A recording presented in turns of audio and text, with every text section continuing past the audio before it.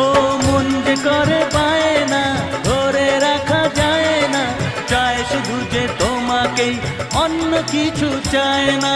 জানাই তোমাকে তা দুটি চোখের ভাষা, এই তো ভালোবাসা।